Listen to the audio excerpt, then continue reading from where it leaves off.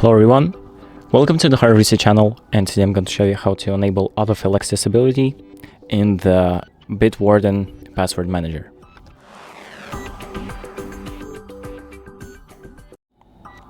So the first thing that we're going to do is open up the Bitwarden app, and then we're going to press on the settings icon on the bottom right,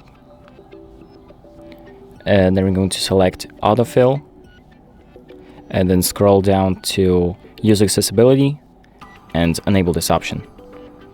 So here press accept, and in the menu that is going to take us to, we're going to press Bitwarden, and then select use Bitwarden, press allow.